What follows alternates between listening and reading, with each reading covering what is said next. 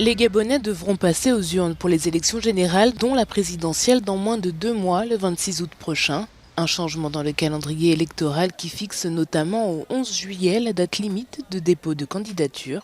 Pour l'opposition, cette nouvelle disposition va à l'encontre du code électoral puisque les listes électorales n'ont pas encore été publiées.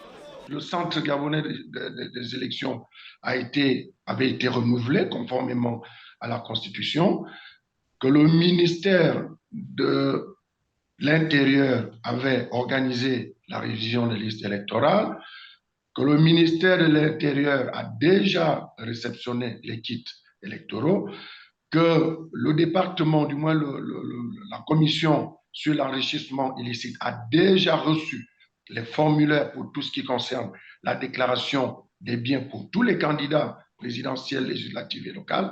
Donc, on ne peut pas dire que cette élection ne pourra pas avoir lieu. Nous sommes en plein là-dedans. Après avoir boudé la concertation politique en février, durant laquelle une modification de la Constitution a été apportée, les principaux leaders de l'opposition ont dénoncé une manœuvre destinée à faciliter la réélection du président sortant, Ali Bongo.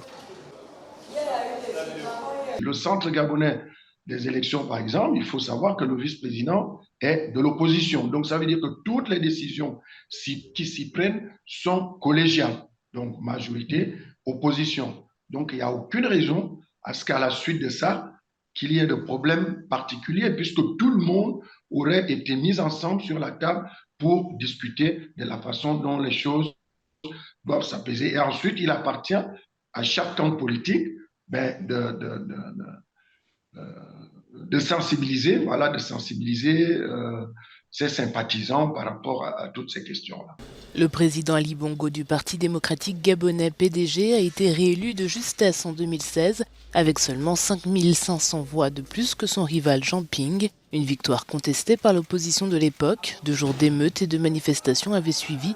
Au moins 5 personnes auraient été tuées selon le gouvernement, une trentaine selon l'opposition.